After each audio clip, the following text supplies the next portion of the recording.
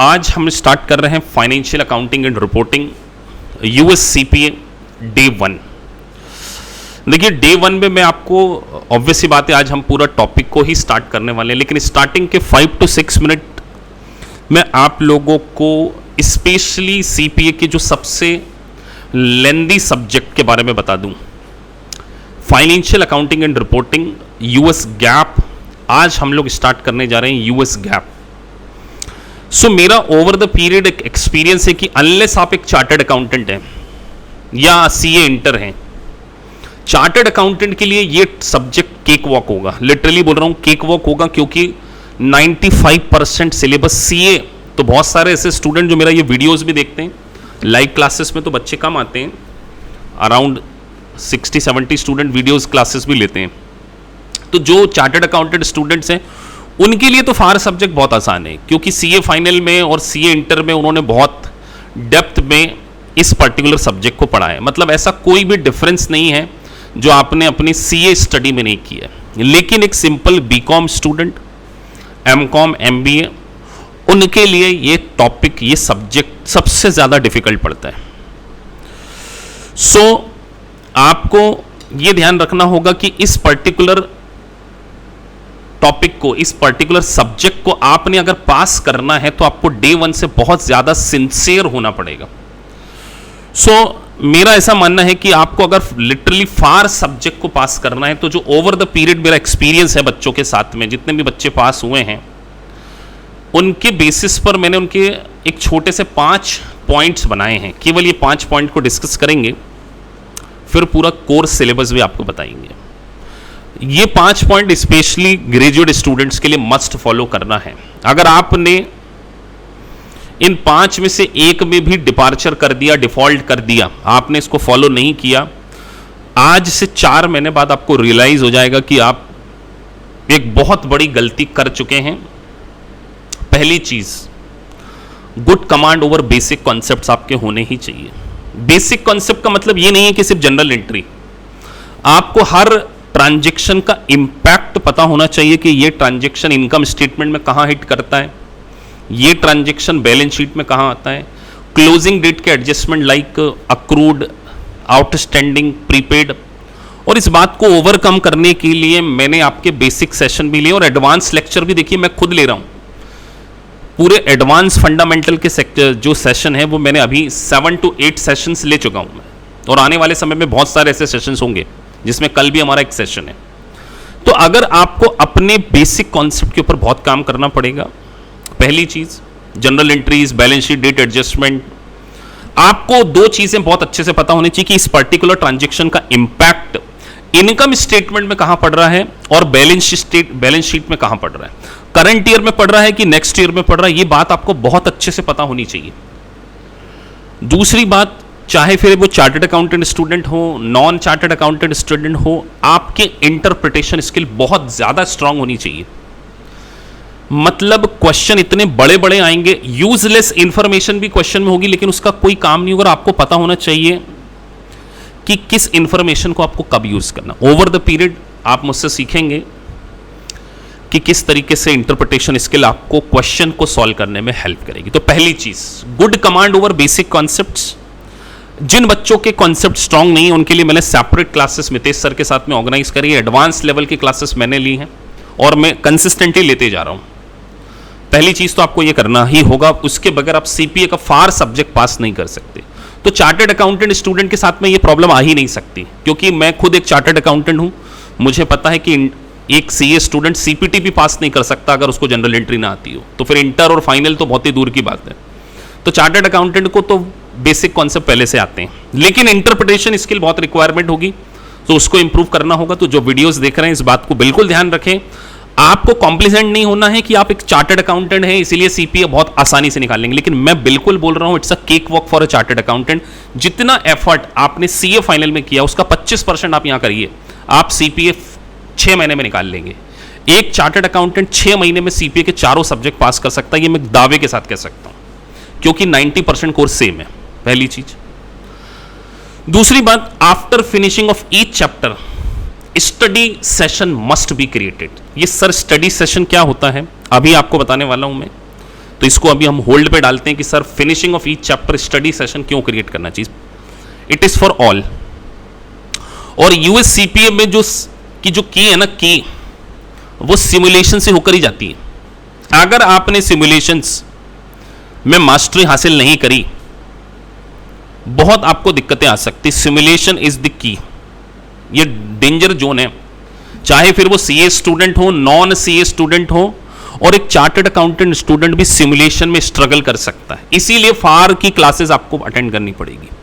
Most of the chartered accountant मेरे जो हैं स्टूडेंट, वो क्लासेस लाइव नहीं अटेंड करते हैं, मेरे वीडियो लेक्चर्स को ही देखना पसंद करते हैं, because their work pressure on and all. तो इसीलिए टेलीग्राम का एक फार सेक्शन का चैनल बनाया गया है ऑडिट का। तो अगर आप लाइव क्लासेस के साथ साथ सिर्फ रिकॉर्डिंग में भी कंफर्टेबल है तो आप देख सकते हैं, जो भी रिकॉर्डिंग होगी वो 48 आवर्स के अंदर, 24 आवर्स से 48 आवर्स के अंदर उस पर्टिकुलर चैनल पर आ जाएगी। तो किसी भी दिन आपकी क्लास मिस होती है तो कोई टेंशन की बात नहीं है, 100% रिकॉर्डिंग आपको मिलेगी। उसके बाद आपको कोई भी प्रॉब्लम आएगी। सो मैं आपको यह भी बता दूं कि अगर आपको कोई इशू भी आता है तो हमारा ईमेल आईडी है support@akpsprofessional.com। इस पे आपको आपके डाउट्स के साथ में हेडिंग होना चाहिए डाउट।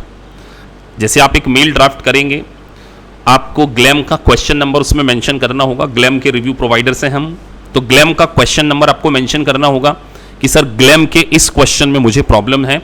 उसका स्क्रीनशॉट, अगर बहुत बड़ा सिमुलेशन है और सिमुलेशन का कोई पॉइंट आपको समझ में नहीं आया, आपको उसकी रिकॉर्डेड सॉल्यूशन मिल जाएगा। मैं खुद उसको रिकॉर्ड करता हूं और आपको भेज देता हूं। और रिकॉर्डिंग देख के भी समझ में नहीं आया तो आई विल टेक पर्सनली।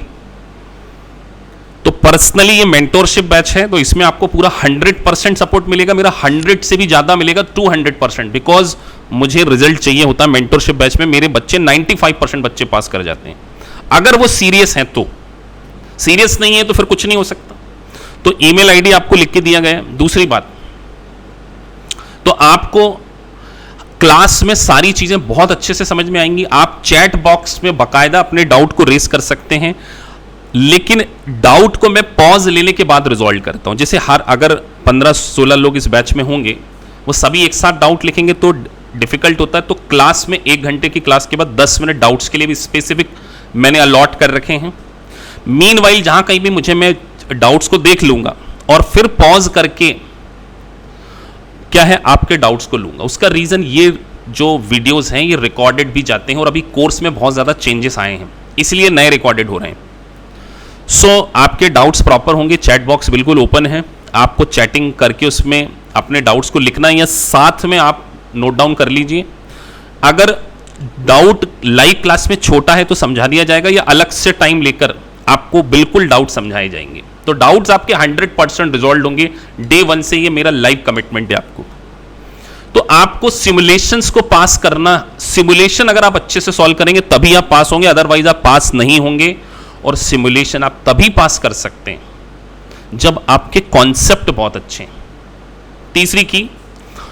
चौथा, आपको मैंने समरी नोट्स ऑलरेडी ग्लैम के कोर कॉन्सेप्ट आपको ग्रुप में डाल दिए, तो वो सेल्फ मेड नोट्स को देखते हुए, मेरी लाइव रिकॉर्डेड वीडियोस को देखते हुए आप सेल्फ मेड नोट्स बनाइए। आपको लिटरली लास्ट मोमेंट पे रिवाइज करने में डेफिनेटली हेल्प करेगा। क्यों? क्योंकि ये जो रिव्यू प्रोवाइडर्स हैं इनकी लैंग्वेज है अमेरिकन इंग्लिश और हम पढ़ते आ रहे हैं ब्रिटिश इंग्लिश, तो थोड़ा सा लैंग्वेज में आपको इश्यू आ सकते हैं। तो आपको अपनी ओन लैंग्वेज में नोट्स बनाना काफी हेल्पफुल होगा, डेफिनेटली आपको पास करने में हेल्प होगी। और those who are working professional, mark this word, भले ही आप एक सीए हैं जो रिकॉर्डेड वीडियोस देख रहे हैं या लाइव में भी बैठे कभी, तो एक बात ध्यान रखिए, अगर आप एक वर्किंग प्रोफेशनल हैं, 1 महीने की छुट्टी लिए बिना आप फार सब्जेक्ट को पास नहीं कर पाएंगे। ये भी मैं आपको लिख के दे रहा हूं। तो idle time for this batch, इस बैच के स्टूडेंट को पास करने का जो आइडल टाइम होगा जुलाई 3, अक्टूबर तक हम फिनिश करेंगे और हायर साइड 10 नवंबर तक। अगर क्लास की अंडरस्टैंडिंग लेवल पे डिपेंड करता है कि कितनी जल्दी क्लास होती है। Idle time would be February month, January month भी दे सकते हैं, दिसंबर भी दे सकते हैं, 1-1.5 महीने की प्रिपरेशन। तो दिसंबर से लेके फरवरी तक के स्लॉट में चार्टर्ड अकाउंटेंट स्टूडेंट, मेरा मानना है दिसंबर में दे सकते हैं। Because I am very much sure that कि उनकी स्किल बहुत ज़्यादा स्ट्रांग होती है, मुझे पता है। तो जो नॉन चार्टर्ड अकाउंटेंट स्टूडेंट हैं उनको थोड़ा सा एक्स्ट्रा एफर्ट करना पड़ेगा, कोर्स पढ़ने के बाद एटलीस्ट 2 महीने का रिवाइज करना पड़ेगा। तो आप लोगों के लिए जनवरी और फरवरी टाइम बहुत बेस्ट होगा ये एग्जाम को पास करने में। तो ये 5 चीजें आपको डे 1 से ध्यान रखना है। अब मैं आपके सामने ग्लैम रिव्यू प्रोवाइडर का स्टडी मटेरियल ओपन कर रहा हूं ताकि आपको पता चल जाए कि 20 यूनिट हैं। देखिए 20 यूनिट्स, ये सामने आपके स्टडी मटेरियल है, कितना बड़ा है। ये 20 नहीं है, ये 100 है, पता है। एक चैप्टर के अंदर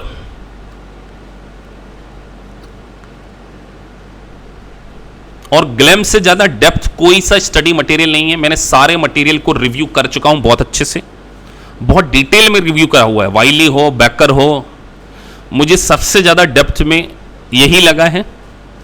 that's why we have chosen the glam. तो हर यूनिट के अंदर 2-2, 3-3 यूनिट्स भी हैं। सो मैंने आपको सेकंड पॉइंट्स के ऊपर बताना है कि आपकी अप्रोच क्या होनी चाहिए। ये बात हमने बताई ना कि after finishing of each session study session is must क्या है, वो हम समझाने जा रहे हैं आपको। कि जैसे मान के चलिए आज हम सेकंड यूनिट को स्टार्ट करने वाले हैं। पहला चैप्टर सबसे लास्ट में कवर करते हैं क्योंकि वो केवल एक थ्योरी है जिसका कि बहुत कम रिलेवेंस है।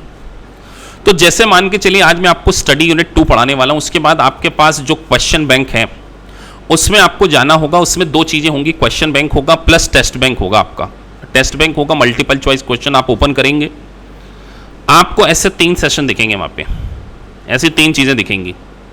पहली यूनिट होने के बाद आपको क्या करना है, सबसे पहला काम आपको क्रिएट स्टडी सेशन करना है। जैसे आज हम बैलेंस शीट वाला टॉपिक फिनिश कर लेंगे। अब ये स्टडी यूनिट 2 में 102 क्वेश्चन है। आज आपको बैलेंस शीट के 32 क्वेश्चन आपको सॉल्व कर लेना चाहिए मेरा लेक्चर पढ़ाने के बाद। जैसे ही आप गए, आप यहां पर नेक्स्ट कीजिए।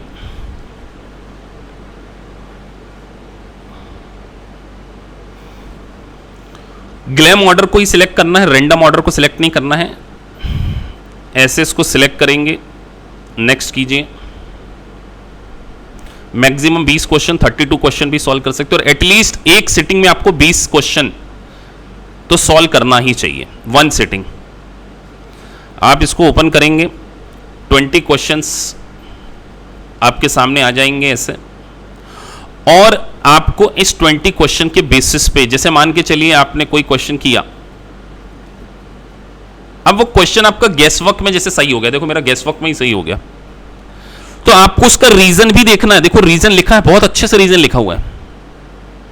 लेकिन अगर आपको रीजन देखने के बाद भी, पूरा माथा फोड़ी करने के बाद भी समझ में नहीं आया, तो आपके पास एक प्रिंट स्क्रीन ऑप्शन होता है हर लैपटॉप में।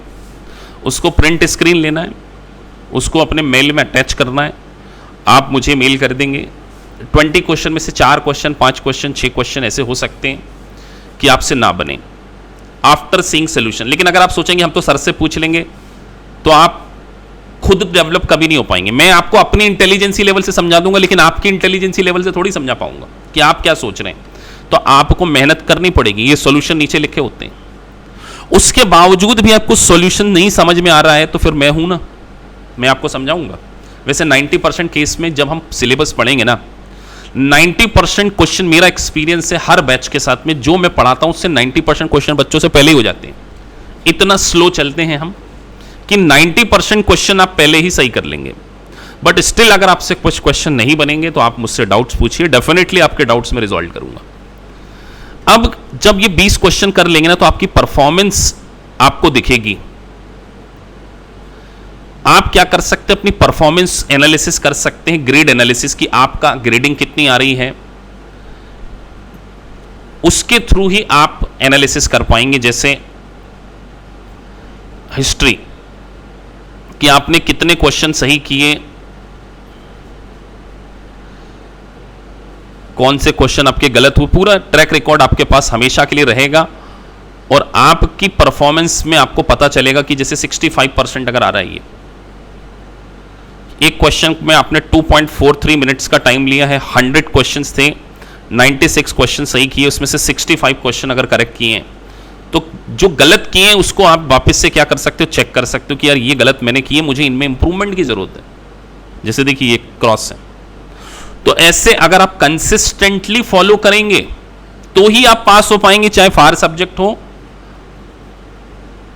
चाहे रेगुलेशन हो, चाहे ऑडिट हो।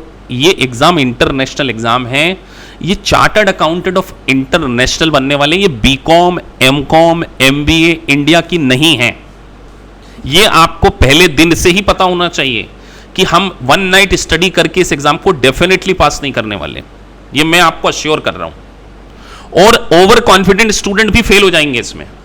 जनरली मैं अपने चार्टर्ड अकाउंटेंट स्टूडेंट जो मेरा वीडियो देख रहे हैं उनसे कहने जा रहा हूं कि अगर आपने इसको बिल्कुल लाइटली ले लिया तो आप ये मान के चलिए कि आपको बाद में रियलाइज हो जाएगा और फिर आपका मन भी टूट जाएगा और सीए आदमी दोबारा पढ़ना नहीं चाहेगा, सब वर्किंग प्रोफेशनल होते हैं। तो इसलिए मैं ये कह रहा हूं कि आप सीए स्टूडेंट्स को बिल्कुल लाइव कह रहा हूं, डोंट टेक इट लाइटली। आपने इंडिया का चार्टर्ड अकाउंटेंसी, वर्ल्ड का चार्टर्ड अकाउंटेंसी कोर्स निकाला है, सबसे टफेस्ट, तो आपके अंदर पोटेंशियल जरूर है, लेकिन ओवर कॉन्फिडेंस तो सचिन तेंदुलकर भी किसी दिन 0 पे आउट हो जाता है और बिग मैच में भी हो जाता है, वर्ल्ड कप फाइनल 2003, तो वो आपके साथ ना हो, इसलिए डोंट बी ओवर कॉन्फिडेंट, ये मैं आपको कह रहा हूं। तो आज हम स्टार्ट कर रहे हैं। पहला, किसी के मन में कुछ क्वेश्चन 2-3 मिनट के लिए हो तो मैं रिजॉल्व कर सकता हूं, फिर मैं लेक्चर स्टार्ट कर रहा हूं। कोई कुछ कहना चाहता हो? चलिए, तो हम स्टार्ट कर रहे हैं डे 1 से, जो हमारा है डे 1 ऑफ द यूएससीपीए फार।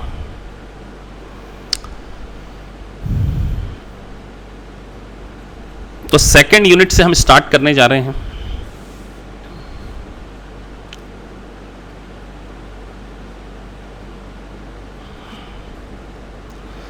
इस चैप्टर का नाम है सर फाइनेंशियल स्टेटमेंट। तो बेसिक फंडामेंटल जब आपको पढ़ाया गया था,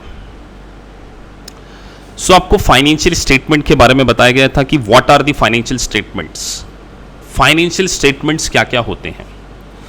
सो बेसिकली फाइनेंशियल स्टेटमेंट, ये 5 आपके सामने फाइनेंशियल स्टेटमेंट दिए हैं। बैलेंस शीट, जिसका दूसरा नाम है statement of a financial position, statement of income. यहां पर आप एक टर्मिनोलॉजी कभी भी यूज मत करना, trading profit and loss account और नेट प्रॉफिट वर्ड यहां यूज नहीं होगा। स्टेटमेंट ऑफ इनकम से एक ही चीज निकलेगी जिसका नाम होगा नेट इनकम। यहां से क्या निकलेगा? Net income. तो हम नेट प्रॉफिट की जगह उसको क्या बोलेंगे? नेट इनकम के नाम से जानेंगे। तो स्टेटमेंट ऑफ इनकम, जिसको कि आप प्रॉफिट एंड लॉस अकाउंट के नाम से जानते थे। तीसरा एक स्टेटमेंट बनेगा कॉम्प्रिहेंसिव इनकम। हमने बेसिक फंडामेंटल लेक्चर में पढ़ा था कि कॉम्प्रिहेंसिव इनकम में 2 चीजें शामिल होती हैं, एक आपकी net income plus OCI. OCI का मतलब होता है अदर कॉम्प्रिहेंसिव इनकम। ये सर अदर कॉम्प्रिहेंसिव इनकम क्या है, नेक्स्ट चैप्टर में हम पढ़ेंगे, लेकिन अभी आपको इतना पता होना चाहिए कि comprehensive income includes 2 things, net income as well as आपकी ओसीआई। उसके बाद हम एक स्टेटमेंट सीखेंगे 4th यूनिट में जाके, statement of changes in equity और other financial presentation notes to the accounts. ये 5 चीजें मिलाकर क्या कहलाती हैं? Financial statement as per US GAAP. और एक अच्छी बात आप लोगों के लिए यह है कि अब आईएफआरएस यूएससीपी के सिलेबस से क्या है, हटा दिए गए। पहले आपको आईएफआरएस और यूएस गैप दोनों पढ़ाए जाते थे, बट नाउ अब आपको क्या है, केवल यूएस गैप के बारे में नॉलेज दिया जाएगा। तो बेसिक फाइनेंशियल स्टेटमेंट्स के बारे में अगर हम बात करें, सो कैश फ्लो स्टेटमेंट को भी क्या माना गया है, फाइनेंशियल स्टेटमेंट का पार्ट ही है। लेकिन अभी हम इसको डिटेल में पढ़ेंगे कि कैश फ्लो को other than the statement of cash flow क्यों कंसीडर, बेसिक फाइनेंशियल स्टेटमेंट में अदर देन कैश फ्लो क्यों लिखा, आपको थोड़ी देर बाद समझ में आएगा ये। उसके बाद आपको नोट्स टू द अकाउंट्स बनाने पड़ेंगे। एक बात ध्यान रखिए, जिन चीजों को मैं हाईलाइट कर रहा हूं वो बहुत इंपॉर्टेंट होंगी। Notes are the integral part of a financial statement. तो आपको यह ध्यान रखना है कि जो नोट्स टू अकाउंट्स आएंगे उसमें सारे डिस्क्लोजर आते हैं, जो भी कंपनी की अकाउंटिंग पॉलिसीज होती है ना, अकाउंटिंग पॉलिसीज जैसे सर हम लीज की रिकॉर्डिंग करेंगे तो हम सीखेंगे कि ये ऑपरेटिंग लीज है या फाइनेंशियल लीज है, कैपिटल लीज, तो उसके डिस्क्लोजर आपको क्या करने पड़ते हैं, फाइनेंशियल स्टेटमेंट में देने पड़ते हैं। तो नोट्स टू द अकाउंट्स भी क्या है, it's a part of a basic financial statement. तो ये वर्ड आप देखिए, it's a integral part of a financial statement. इसको क्या माना गया है sir, integral part of a financial statement माना गया। उसके बाद सबसे पहले फाइनेंशियल स्टेटमेंट के बारे में हम बात कर रहे हैं, बैलेंस शीट, जिसका नाम है statement of a financial position, जिसको आने वाले समय में कई बार स्टेटमेंट ऑफ फाइनेंशियल पोजीशन भी बोला जाएगा। तो पहला चैप्टर तो बहुत सरल है, लेकिन ये आपको जानना बहुत जरूरी है क्योंकि इसकी सारी रिक्वायरमेंट्स आपको आने वाले चैप्टर्स पे पढ़ने वाली है। सो बैलेंस शीट में statement of a financial position, जिसमें कि एसेट्स आ जाती हैं सर, लायबिलिटीज आ जाती हैं। अब देखिए यहां पे एक वर्ड लिखा इक्विटी। ये इक्विटी का मतलब वो हमारा इक्विटी शेयर नहीं है जो हम इंडिया वाले जानते हैं, इक्विटी शेयर कैपिटल नहीं है ये इक्विटी का मतलब ही कुछ और है। ये इक्विटी अभी हम सीखेंगे कि सर इक्विटी क्या है, अभी थोड़ी देर बाद आपको मैं बताऊंगा। तो बैलेंस शीट में लायबिलिटी इक्विटी, इसका एक इक्वेशन आपको बना के दिया गया है, assets is equal to liability plus equity. अब इन इक्विटी में क्या क्या चीजें आती हैं उनको हम अभी समझने वाले हैं। तो आपको नीचे एक बैलेंस शीट दी गई है जो कि यूएस गैप के अकॉर्डिंग बनी हुई है।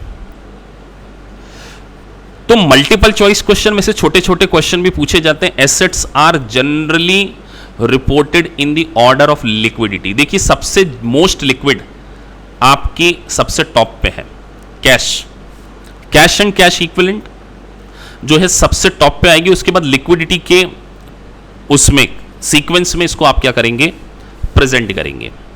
तो आपके सामने एक बैलेंस शीट का फॉर्मेट आपको दिया गया है और इस बैलेंस शीट में ना आपको 2 साल के बैलेंस शीट दी हुई है। जब कभी भी 2 साल के फाइनेंशियल स्टेटमेंट बने होंगे तो उसको हमेशा क्या बोला जाएगा, कंपैरेटिव स्टेटमेंट। और ये कंपैरेटिव स्टेटमेंट इतना इंपॉर्टेंट वर्ड है कि कंपैरेटिव स्टेटमेंट का मतलब आप केवल ये मत समझिए कि 2 साल के financial statement, some time comparative more than 2 year भी हो सकता है, 3 ईयर भी हो सकता है, 5 ईयर भी हो सकता है। तो कंपैरेटिव फाइनेंशियल ईयर मतलब करंट ईयर, प्रायर ईयर और भी पीछे के सालों के फाइनेंशियल स्टेटमेंट बने। तो this is the basic format of a balance sheet as per US GAAP. ये यूएस गैप के अकॉर्डिंग है। तो सर इसमें बहुत सारी इंपॉर्टेंट टर्मिनोलॉजी है जिसको अब हम डिस्कस करने वाले हैं।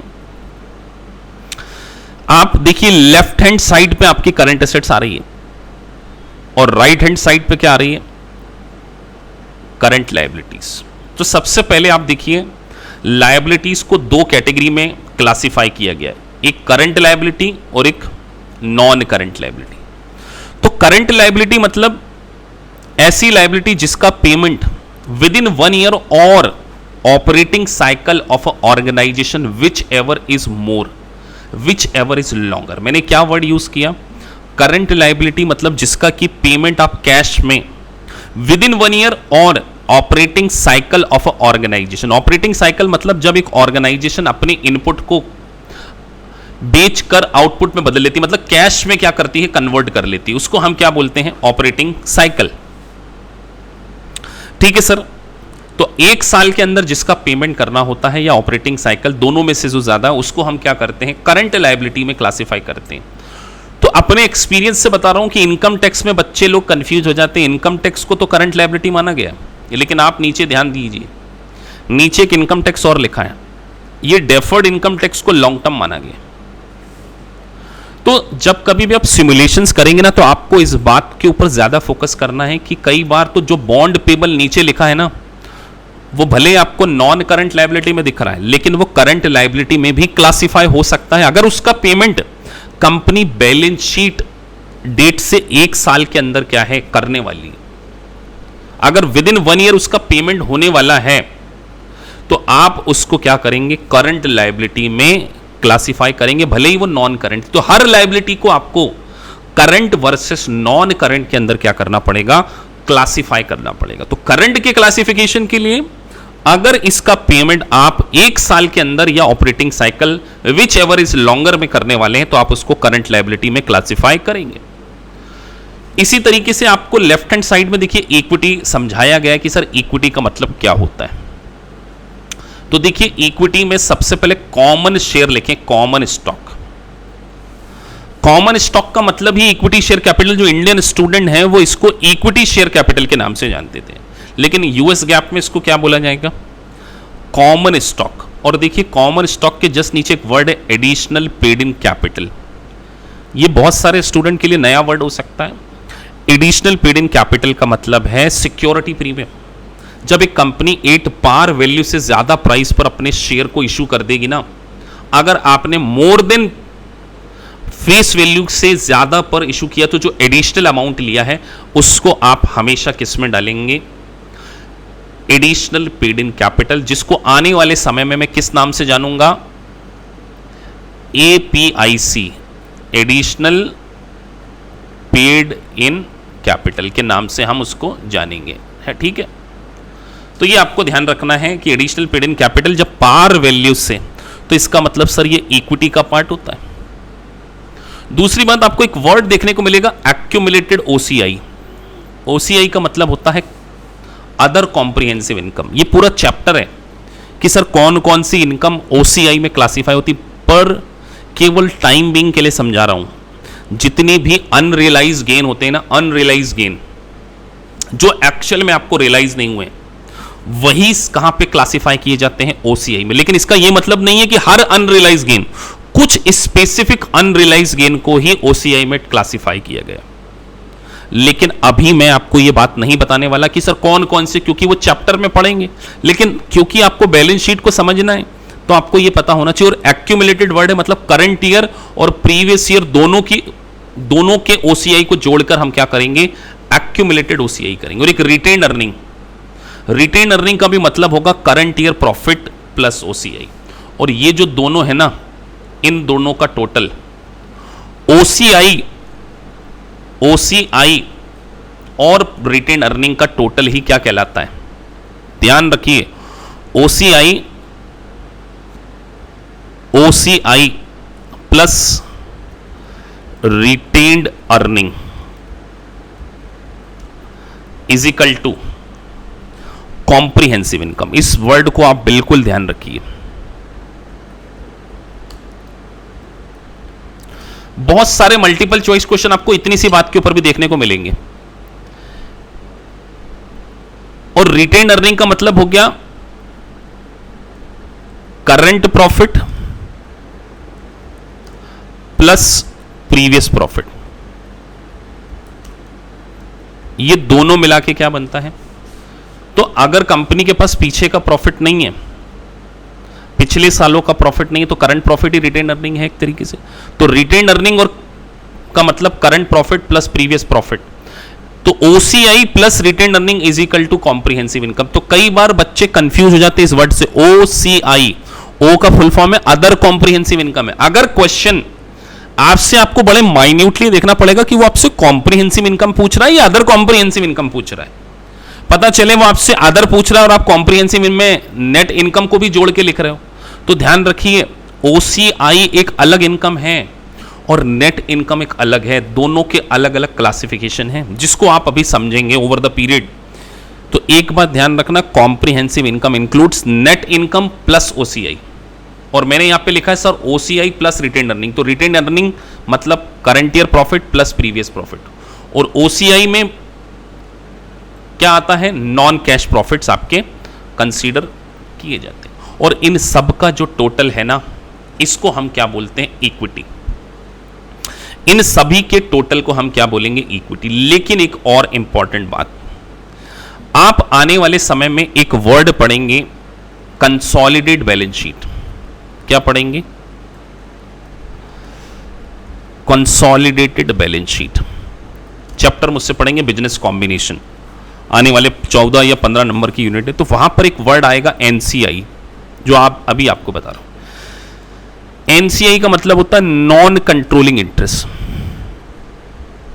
क्या होता है, नॉन कंट्रोलिंग इंटरेस्ट मतलब अगर एक कंपनी किसी दूसरी कंपनी के शेयर होल्ड कर रही है, एक कंपनी दूसरी कंपनी के क्या कर रही है, शेयर ओसीआई और एक्यूमुलेटेड ओसीआई मींस, हाँ आपने बिल्कुल कवलप्रीत ठीक क्वेश्चन पूछा है। ओसीआई और एओसीआई का मतलब, एओसीआई का मतलब है एक्यूमुलेटेड, मतलब उसमें पिछले साल का भी है और करंट ईयर का भी है, तो वो एक्यूमुलेटेड हो गया। और सर पिछले साल का कुछ नहीं है, तो जो करंट ओसीआई है वही आपकी क्या हो गई, एओसी। तो एओसीआई और OCI is the same thing. So मैंने आपको बोला कि सर कंसोलिडेटेड बैलेंस शीट जब आप बनाएंगे तो एक वर्ड आपको देखने को मिलेगा एनसीआई, नॉन कंट्रोलिंग इंटरेस्ट। तो नॉन कंट्रोलिंग इंटरेस्ट का मतलब यह होता है कि जब एक पेरेंट कंपनी होती है ना, पेरेंट कंपनी अगर किसी कंपनी के लेस देन 100% शेयर होल्ड करती है, मतलब सोचिए पेरेंट कंपनी ने सब्सिडरी के 75% शेयर होल्ड कर रखे, तो 25% शेयर किसी और के पास होंगे जिसको कि हम क्या बोले, माइनॉरिटी। लेकिन यहां पर हम उसको क्या बोलेंगे, एनसीआई, क्योंकि कंपनी को कंट्रोल कौन कर रहा है, पेरेंट कंपनी कंट्रोल कर रही है। तो पेरेंट कंपनी जब उसको कंट्रोल कर रही है तो 75% पोर्शन पेरेंट के पास है, तो 25% पोर्शन किसके पास है, एनसीआई। तो एक बात point to be remember, very very important, जब कभी भी कंसोलिडेटेड बैलेंस शीट बनाई जाएगी ना, तो इक्विटी के सेक्शन के अंदर आपको एनसीआई को भी दिखाना पड़ेगा। ये बात आप याद रख लीजिए, ये गोल्डन वर्ड बोल दिया, मैं गोल्डन कर देता हूं इसको। ये कब बनाएंगे हम,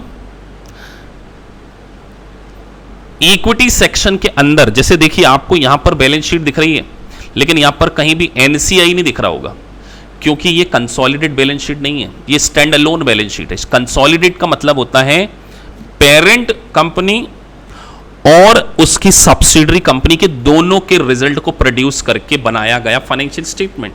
तो जब हम दोनों कंपनी के फाइनेंशियल स्टेटमेंट को क्लब करके एक फाइनेंशियल स्टेटमेंट बनाएंगे, तो इक्विटी सेक्शन के अंदर, इक्विटी हेडिंग के अंदर आप एक वर्ड और डालेंगे जिसका नाम होगा एनसीआई। लेकिन सर ये बात मैं आपको यहां इसीलिए बता रहा हूं क्योंकि हो सकता है कि इससे रिलेटेड कोई मल्टीपल चॉइस क्वेश्चन आपको यहां दिख जाए और ये बात आप पढ़ेंगे 14 नंबर में। तो आपको पहले से पता होना चाहिए कि एनसीआई तभी आता है जब कंसोलिडेटेड फाइनेंशियल स्टेटमेंट बनाते हैं। अगर आप स्टैंड अलोन फाइनेंशियल स्टेटमेंट बना रहे हैं तो कभी भी एनसीआई नहीं आएगा। दूसरी बात, इक्विटी सेक्शन में से हम एक और वर्ड को माइनस कर देंगे, ट्रेजरी स्टॉक। ट्रेजरी स्टॉक का मतलब होता है जब कंपनी अपने शेयर को क्या कर ले, रीपरचेस कर ले, जिसको इंडियन स्टूडेंट बाय बैक के नाम से जानते हैं। तो ये सेगमेंट बड़ा डिफिकल्ट होता है, इवन चार्टर्ड अकाउंटेंट स्टूडेंट भी इस पर्टिकुलर सेगमेंट में स्ट्रगल करते हैं, मेरा ऑब्जर्वेशन है। इसलिए क्योंकि कुछ बच्चे वीडियोस देखते हैं ना, तो उनके लिए मुझे बार बार बोलना पड़ता है कि ट्रेजरी स्टॉक का मतलब है बायबैक, तो बायबैक का बैलेंस होगा डेबिट बैलेंस। और सर इसका मतलब अगर ये डेबिट बैलेंस है तो ये हम इक्विटी के बैलेंस से क्या करने वाले, लेस करने वाले। तो जहां कहीं भी आपको मल्टीपल चॉइस क्वेश्चन में ट्रेजरी स्टॉक दिख जाए और वो पूछें कि ट्रेजरी स्टॉक, मैंने आपसे क्वेश्चन भी पूछा था टेस्ट में कि ट्रेजरी स्टॉक, तो ट्रेजरी स्टॉक इक्विटी बैलेंस को क्या करेगा, रिड्यूस करेगा। क्योंकि सर इक्विटी बैलेंस क्या होता है, क्रेडिट होता है। अब देखो ये बेसिक कॉन्सेप्ट आपके काम आना चाहिए कि अगर इक्विटी के सारे बैलेंसेस क्रेडिट होते हैं इक्विटी के, तो जो ट्रेजरी स्टॉक है वो हमने बायबैक किया है, तो इससे हमारी इक्विटी कम होगी। और एक और गोल्डन वर्ड बोल रहा हूं मैं, ये गोल्डन वर्ड अपने एक्सपीरियंस से बताता हूं क्योंकि आप ओवर द पीरियड सीखेंगे। मैं आपको अभी बता रहा हूं कि ट्रेजरी स्टॉक जो है, ट्रेजरी स्टॉक कभी भी आउटस्टैंडिंग शेयर में कंसीडर नहीं किया जाएगा। आउटस्टैंडिंग शेयर में कंसीडर नहीं किया जाएगा, इसको आउटस्टैंडिंग नहीं माना जाता, नॉट टू बी कंसीडर, क्योंकि ये हमने खुद ने क्या कर लिए, बाय बैक कर लिए। अब आपका क्वेश्चन, क्वेरी हो सकती है कि सर बायबैक क्यों करते हैं, वो फाइनेंशियल मैनेजमेंट का पार्ट है। बायबैक कंपनी सिर्फ इसलिए कर लेती कि कोई दूसरा उसकी कंपनी, अब सोचो कोरोना वायरस आ गया, चाइनीज कंपनी इंडियन कंपनीज के शेयर खरीदे जा रहे हैं और वो कंपनी की ओनरशिप होल्ड कर सकती है, तो कंपनी क्या करती है, अपने ही शेयर खुद खरीद लेती है। तो जब आप अपने ही शेयर को रीपरचेस कर लें तो उसको यहां पे क्या बोला गया, ट्रेजरी स्टॉक। तो ट्रेजरी स्टॉक का बैलेंस डेबिट बैलेंस है, क्रेडिट बैलेंस नहीं है। तो यहां पर भले नहीं लिखा है, लेकिन अगर होगा तो इक्विटी सेगमेंट में से हम उसको क्या करेंगे, माइनस करेंगे।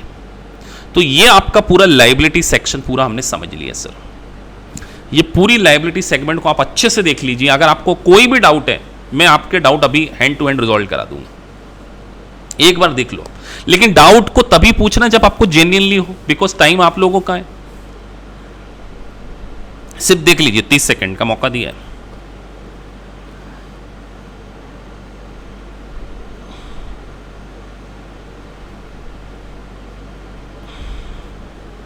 अब सर हम एसेट साइड आते हैं, तो आपको एसेट्स में भी दो क्लासिफिकेशन है सर, कैश। अब देखो कुछ जगह क्लासिफिकेशन है available for cell debt security. Sir available for cell debt security,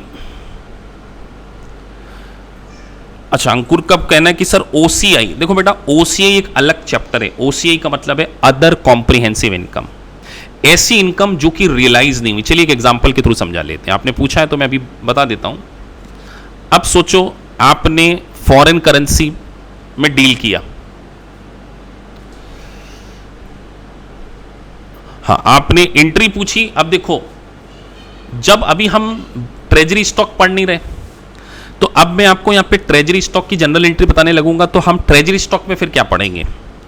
इसीलिए मैंने सिर्फ आपको अभी क्या बताया। आप सोचो कॉमन सी बात है, ट्रेजरी स्टॉक की एंट्री क्या होनी चाहिए। आपने कोई चीज खरीदी है तो अकाउंट डेबिट टू कैश, यही एंट्री होनी चाहिए। आपने खरीदा, लेकिन अब अगर मैं सिर्फ यहां बोल के रुक जाऊं तो यह अधूरी बात है, क्योंकि ट्रेजरी स्टॉक कई बार आप मार्केट प्राइस से ज्यादा पे खरीदेंगे, तो फिर उस सेगमेंट को हम वहां पे सीखेंगे। इसीलिए कुछ क्वेश्चन के आंसर मैं आपको अभी नहीं दे पाऊंगा। अब कल को कोई मुझे स्टूडेंट पूछ ले सर ये डेफर टैक्स की जनरल एंट्री क्या होगी, तो फिर वो डेफर टैक्स वाले एरिया में पढ़ेंगे। सबके ऊपर चैप्टर है। अब जैसे कि स्टूडेंट ने पूछ लिया सर ओसीआई की जनरल एंट्री क्या होगी, तो ओसीआई वाला चैप्टर आएगा। लेकिन अभी हम क्या समझ रहे हैं, बैलेंस शीट का फॉर्मेट समझ रहे हैं कि उसमें ओसीआई है। लेकिन फिर भी आपकी क्वेरी है, डेफिनेटली आई विल एंटरटेन।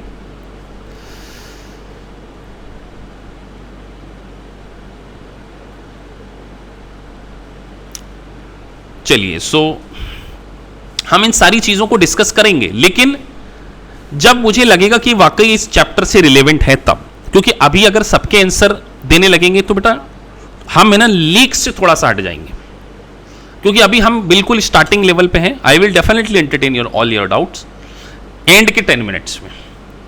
अभी आप अपने डाउट्स है ना सभी लोग एक कागज पे लिखते जाओ, मैं डेफिनेटली आपको मौका दूंगा। तो अब आपको यहां पर available for cell debt security, अब देखो यहां पर मैं आपको अभी ये नहीं बता सकता कि डेट के 3 क्लासिफिकेशन होते हैं, available for sale, held to maturity, trading security, क्योंकि ये सेगमेंट हम जब इन्वेस्टमेंट की अकाउंटिंग पढ़ेंगे तब सीखेंगे। अब अकाउंट रिसीवेबल में भी 2 चीजें आती हैं सर, अकाउंट रिसीवेबल और नोट रिसीवेबल में क्या डिफरेंस, आप ये पूछ सकते हैं फिर अगला। तो बेटा फिर वो अकाउंट रिसीवेबल और नोट रिसीवेबल में सीखेंगे। इन्वेंटरी में कौन कौन सी इन्वेंट्री आती है, सबके चैप्टर्स हैं। ये चैप्टर केवल आपको बैलेंस शीट में क्या क्या चीजें आती है उसके बारे में बता रहा है। तो आपको अभी से पेशेंस के साथ में ये समझना है कि हम बैलेंस शीट को समझ रहे हैं सर, बैलेंस शीट में क्या आती है। अभी एक स्टूडेंट ने पूछा था ओसीआई, तो ओसीआई का एग्जांपल दे देते हैं सिर्फ समझने के लिए, लेकिन ये एक एग्जांपल इनफ नहीं होगा, लेकिन फिर भी दे रहा हूं क्योंकि ओसीआई में बहुत सारी चीजें आती हैं। जैसे मान के चलो आपने फॉरेन करेंसी में सेल की, आप यूएस बेस्ड कंपनी है, यूएस कंपनी है, मान के चलिए आपने गुड सेल किया, तो आपने जनरल एंट्री क्या पास करी, आपने ना यूएस कंपनी थी, आपने ऑस्ट्रेलिया में गुड सेल किया ऑस्ट्रेलियन डॉलर में, और आपने जो इनवॉइसिंग की थी ना वो ऑस्ट्रेलियन डॉलर में की थी। तो आपने जनरल एंट्री क्या पास कर दी होगी सेल करते समय, अकाउंट रिसीवेबल, अकाउंट डेबिट। आपने सपोज दैट $1000 का गुड सेल किया था, 1000 ऑस्ट्रेलियन डॉलर का, और एक ऑस्ट्रेलियन डॉलर बराबर मैं मान के चलता हूं कि 0.5 यूएसडी, मैंने सिर्फ माना है अभी, मतलब मेरे अकाउंट रिसीवेबल मेरी बुक्स में कितने रिकॉर्ड किए मैंने 0.5 है ना, एक यूएस डॉलर में 2 ऑस्ट्रेलियन डॉलर आ जाते हैं। एक आपने क्या किया $1000 इंटू 0.5 मल्टीप्लाई करके 500 का एंट्री कर ली, 2 सेल्स, ये एंट्री कर लिया आपने। अभी आपने ये एंट्री करी है लेट से जनवरी में, जनवरी पे छोड़िए, नवंबर में की, आपने नवंबर में की है।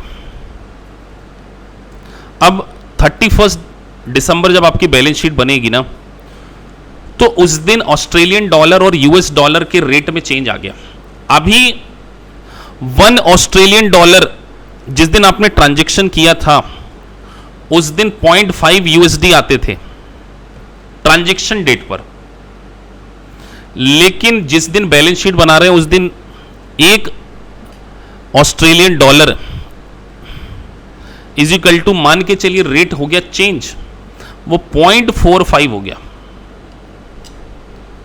मतलब अब आपकी जो सेल थी वो पहले आपने क्या किया, 1 ऑस्ट्रेलियन डॉलर इंटू 0.5 से रिकॉर्ड करके 500 को रिकॉर्ड कर लिया, लेकिन जिस दिन बैलेंस शीट डेट पर आया उस दिन रेट कितनी हो गई, 0.5 हो गई। तो ये आपको क्या हो गया, एक प्रकार का लॉस हो गया ना। आज 1 ऑस्ट्रेलियन डॉलर में पहले 0.5 यूएसडी आते थे, अब 1 ऑस्ट्रेलियन डॉलर में 0.45 यूएसडी आ रहे हैं। तो सर 0.05 इंटू 1000, तो ये जो नुकसान हुआ है ये कोई रियलाइज्ड थोड़ी है, अभी ये तो अनरियलाइज्ड है। तो इस अनरियलाइज्ड गेन को हम कहां डालेंगे, ओसीआई में। लेकिन अभी ये पूरी बात नहीं समझा सकते, क्योंकि ये चैप्टर आप पढ़ेंगे कहां पर पढ़ेंगे, फॉरेन एक्सचेंज में पढ़ेंगे।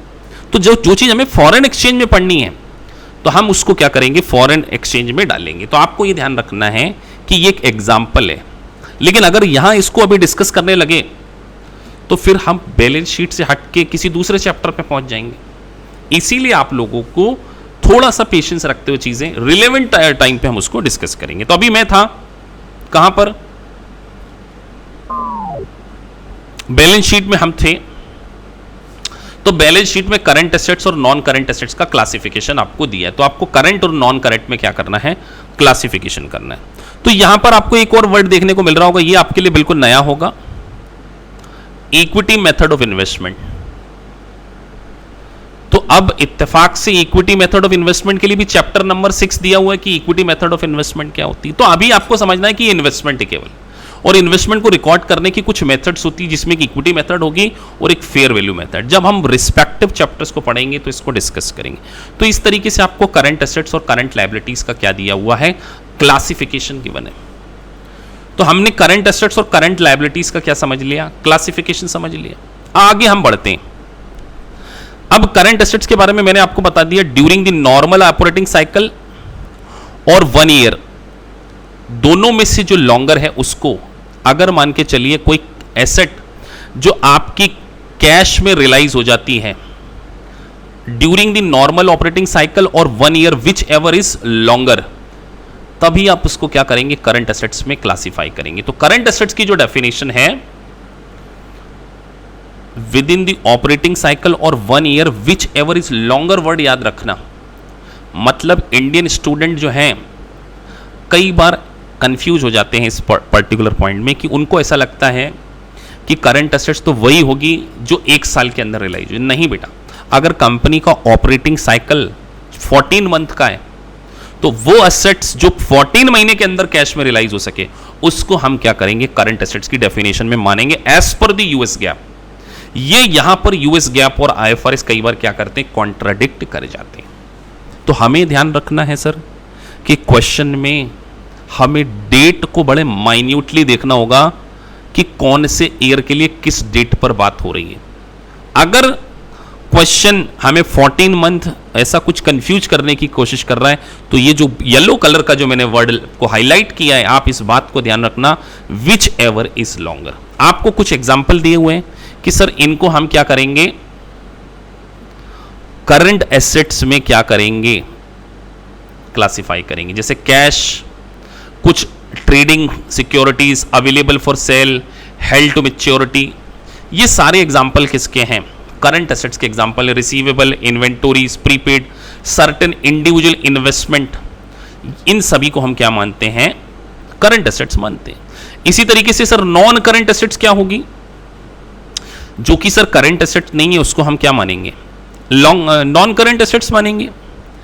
अब यहां पर कई बार आपको कुछ कंफ्यूजन स्टार्ट हो जाएंगे कि सर करंट और नॉन करंट में सबसे इंपॉर्टेंट डेफिनेशन हमने क्या बात करी, सर ऐसी एसेट जो कि विद इन 1 ईयर और operating cycle, whichever is longer. तो यहां पर आपको लिखा हुआ है the following assets are typically include. तो अभी आपको ध्यान रखना है कि इन्वेस्टमेंट इन इक्विटी सिक्योरिटीज, अगर आपने इक्विटी सिक्योरिटी में इन्वेस्टमेंट किया, किसी कंपनी के शेयर्स खरीद रखे, तो वो नॉन करंट एसेट्स। अब यहां पे दो वर्ड है, कंट्रोल और इन्फ्लुएंस। कंट्रोल का मतलब होता है कि जब आपकी होल्डिंग 50% से ज्यादा हो, 50% से ज्यादा आप होल्ड करेंगे ना, तो आप उसको क्या मानेंगे, कंट्रोल। लेकिन सर अगर 20 से 50 है, 20 से 50, तो उसको क्या मानेंगे, इन्फ्लुएंस मानेंगे। 20 to 50 के बीच में क्या माना जाता है उसको, इन्फ्लुएंस। मतलब आप उसको इन्फ्लुएंस कर सकते हैं। और सर जो लेस देन 20 है, ना वो कंट्रोल है ना वो इन्फ्लुएंस, वो नॉर्मल सिक्योरिटीज।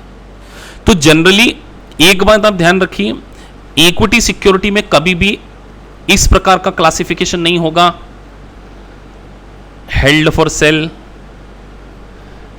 या अवेलेबल फॉर सेल या मैच्योरिटी, क्योंकि इक्विटी सिक्योरिटी का कभी भी मैच्योरिटी पीरियड नहीं होता है। अगर आप किसी कंपनी के कॉमन शेयर खरीदेंगे ना, उसका कोई भी मैच्योरिटी पीरियड नहीं होता। कॉमन शेयर तो क्या पेमेंट कब वापस मिलता है, आपको पता है? किसी को पता है कॉमन शेयर का पेमेंट कब वापस मिलता है? Anyone having any idea? Common share को पैसा कब वापस मिलता है? मैं देखना चाहता हूं किसको यह बात पता है।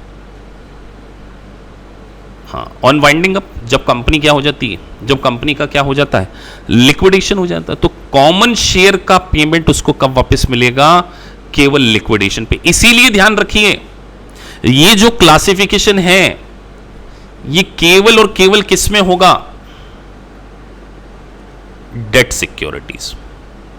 डेट सिक्योरिटीज के अलावा किसी में भी इसका क्लासिफिकेशन नहीं किया जाएगा। दूसरी बात, अब देखिए यूएस गैप कुछ अलग बातें अलग करता है। Fund restricted as to withdrawal और use other than current operation. ये लाइन देखो, अगर मैं किसी लाइन को अंडरलाइन कर रहा हूं, तो जब आप इस वीडियो को दोबारा देख रहे होंगे तो आपको इस अंडरलाइन को पर भी ध्यान देना है कि अगर कोई रिस्ट्रिक्टेड फंड है, देखो यहां रुक गया हूं मैं आराम से, मेरा pattern over the period note कर लेंगे। जहां बहुत ज़्यादा टेक्निकल पार्ट आएगा ना, मैं बहुत आराम से, बिल्कुल बहुत काम कूल कंपोज होकर समझाता हूं, क्योंकि मुझे पता होता है कि यहां बच्चे कंफ्यूज होंगे। तो आप पैटर्न आने वाले समय में नोट कर लेना, अभी मैंने आपको बोल के बता दिया। वो क्या बोल रहे हैं sir, fund restricted as to withdrawal और use for other than current operation. मतलब सोचिए, आपने कोई फंड है, आपके पास पैसा पड़ा हुआ है, वो बेसिकली तो करंट एसेट है, लेकिन उसको विड्रॉल करके कहीं अलग रख दिया गया और उसका purpose other than current operation है, तो वो किस में आ जाएगा, नॉन करंट में। उसको किस में क्लासिफाई कर देंगे? सर हमने क्या किया, कैश में से कुछ फंड उठा के एक सिंकिंग फंड बना दिया।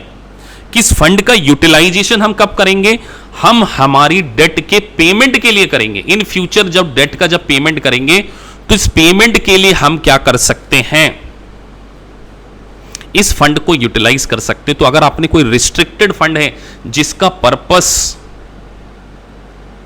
अदर देन करंट ऑपरेशन है, तो आपको यह ध्यान रखना होगा कि वो लॉन्ग टर्म यानी कि नॉन करंट एसेट्स में क्या किया जाएगा, क्लासिफाई किया जाएगा। जैसे यहां एग्जांपल दिया, retirement of long term debt के लिए रख दिया। सर पेंशन की पेमेंट के लिए, देखो ये ऐसे वर्ड आपको डालेंगे सिमुलेशन में, वो पूछेंगे कैश का बैलेंस कितना है, करंट एसेट्स का बैलेंस कितना है, नॉन करंट का। तो ध्यान रखना, सर ने हाईलाइट किया था 2000 सिमुलेशन मैंने खुद ने सॉल्व किए हैं, 2000 सिमुलेशंस।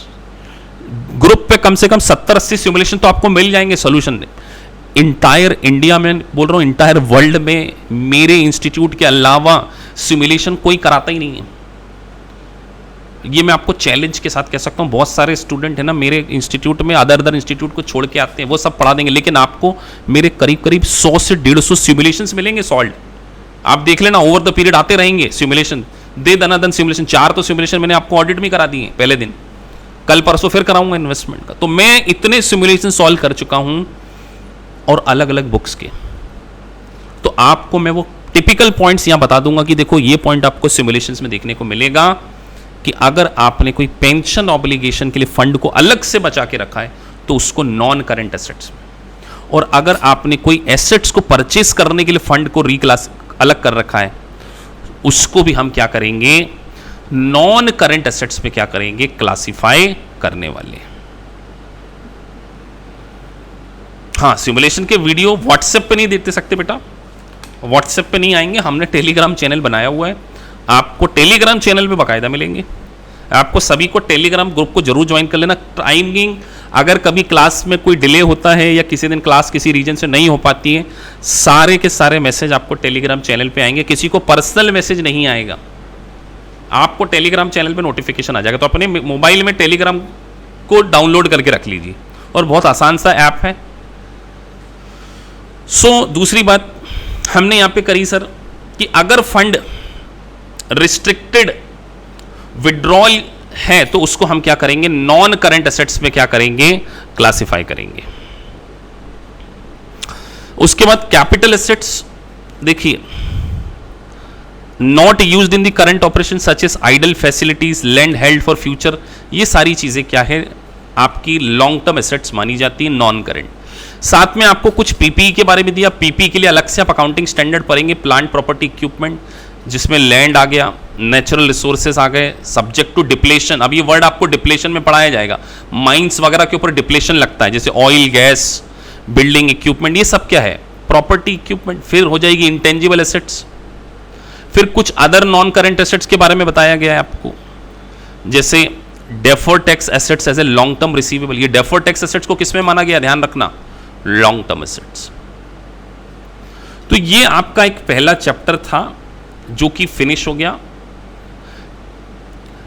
करंट लायबिलिटीज में भी इसी तरीके से आपको क्लासिफिकेशन दिए गए हैं कि sir trade payables, other payables, ये अनअर्न्ड रेवेन्यू सभी समझते हैं, बेसिक लेक्चर में मैंने पढ़ा दिया था। ये आपकी क्या मानी जाएगी, करंट लायबिलिटीज मानी जाएगी। और अदर करंट लायबिलिटीज में short term notes given on acquired for capital assets. तो अगर कोई शॉर्ट टर्म नोट्स हैं, और देखिए ये लाइन बहुत इंपॉर्टेंट है, जैसे मैंने बोला ना, payment on the current portion of A serial bond. तो अगर कोई करंट पोर्शन है जिसका पेमेंट आप विद इन 1 ईयर करने वाले, तो भले वो लॉन्ग टर्म था, लेकिन उसको हम किस में क्लासिफाई करेंगे, करंट उसमें क्लासिफाई करेंगे।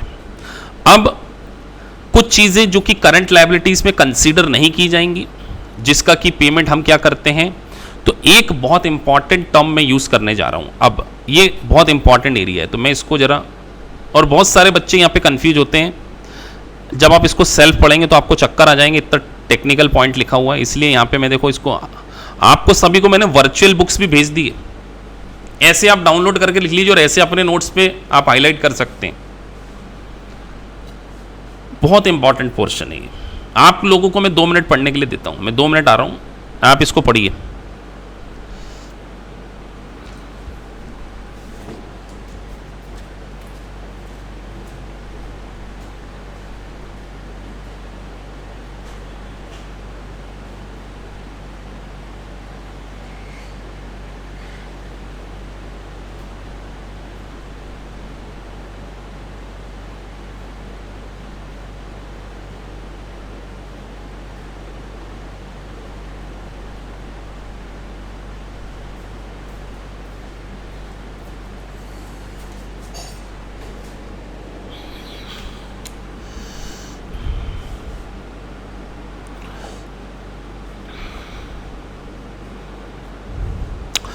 सो देखिए, current liability do not include, ये लाइन को आप बिल्कुल या तो रट लीजिए, ये इतनी इंपॉर्टेंट लाइन है कि हर बहुत सारी बुक्स में इसके ऊपर सॉल्यूशन सिमुलेशन भी दिए हैं और मल्टीपल चॉइस क्वेश्चन। देखो, अपने एक्सपीरियंस आपके साथ में शेयर करते जा रहा हूं ताकि आपको पता चलते जाए कि इतनी टेक्निकल है। Current obligation if entity intended to refinance them on a non-current basis and demonstrate an ability to do। अब देखो कितनी टेक्निकल लैंग्वेज आ गई, मतलब बिल्कुल लेमन टर्म में मैं आपको समझाऊं। लेमन टर्म में वो आपसे ये कहना चाहते हैं, अगर बैलेंस शीट डेट पर कोई लायबिलिटी करंट थी, जैसे मान के चलिए आपने एक लोन लिया, आपने 30 नवंबर को एक लोन ले लिया, 30 नवंबर 2020 को आपने लोन लिया, तो जब आपने लोन लिया था ना, तो आपने बैंक से बोला था कि इसका पेमेंट हम 4 मंथ में कर देंगे। तो मुझे बताइए 4 मंथ में इसका पेमेंट कर देंगे, जो जब 31 दिसंबर को बैलेंस शीट आप बनाएंगे तो आप इस लायबिलिटी को करंट मानेंगे, नॉन करंट मानेंगे, क्या मानेंगे? चैट बॉक्स में लिखिए, करंट है नॉन करंट है। हमने 3 महीने में इसका पेमेंट करना है। 30/11 को हमने लोन लिया, करंट है नॉन करंट है? बैलेंस शीट डेट पे। सर बैलेंस शीट डेट पे तो करंट है। बिल्कुल ठीक सर, करंट है। सभी लोग यही कह रहे हैं करंट है। लेकिन अगर बैलेंस शीट इशू करने के पहले, मान के चलिए कंपनी क्या करती है, जब अपनी बैलेंस शीट बना लेती है ना, तो उसको पब्लिक में चार्टर्ड अकाउंटेंट से या सीपीए से साइन करा के पब्लिक में इशू करना पड़ता है। तो मान के चलिए आपने बैलेंस शीट डेट के बाद 30 जून 2021, ध्यान रखना 30 जून 2021 अगला साल, इस डेट को आप पब्लिक में इस बैलेंस शीट को इशू करने वाले थे।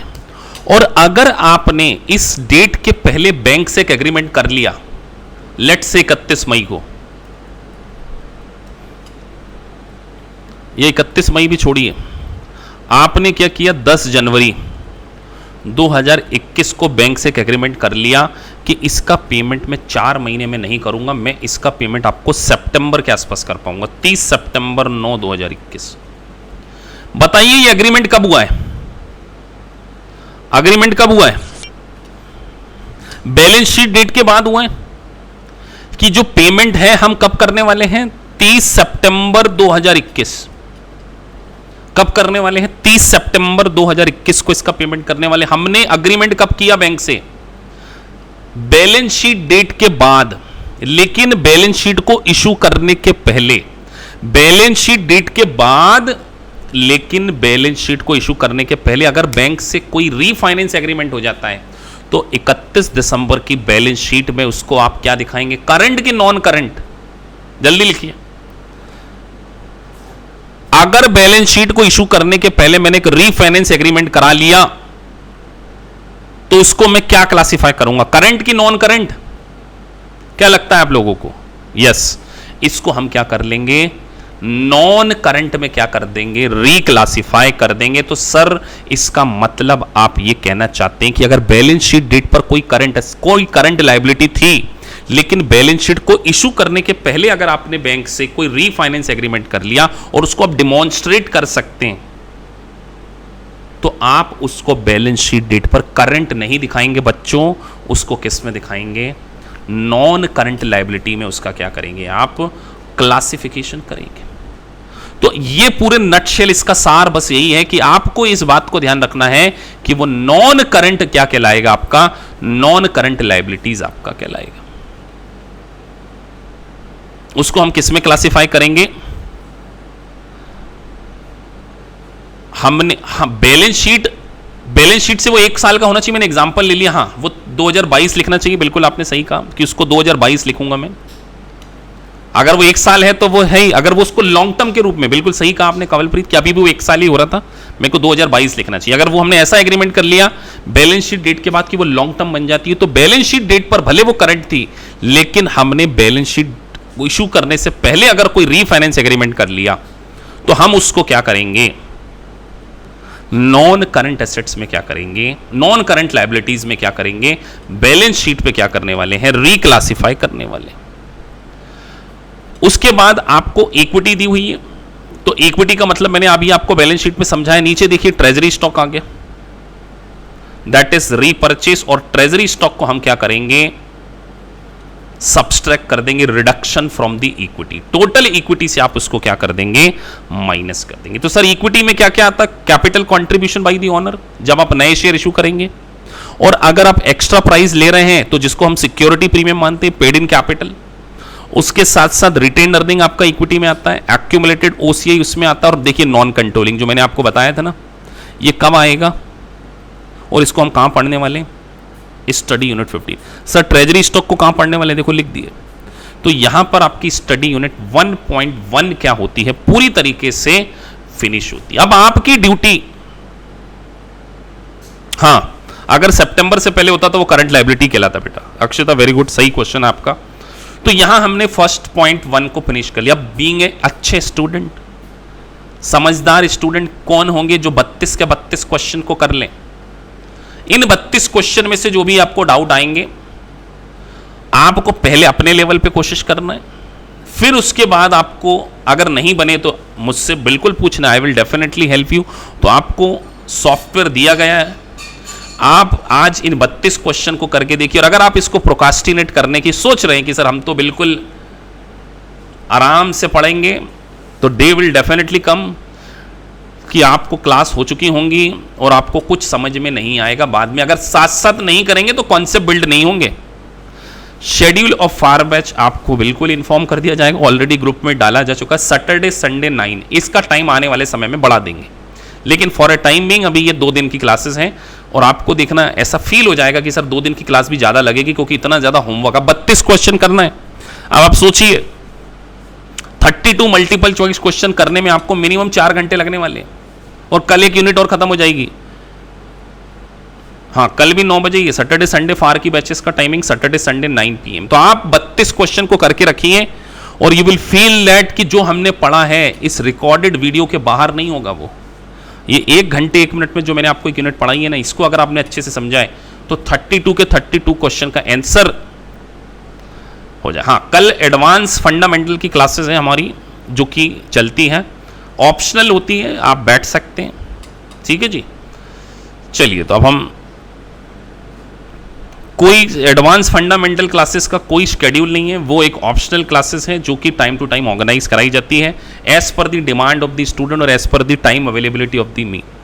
चलिए, तो हम कल मिलते हैं नेक्स्ट लेक्चर में।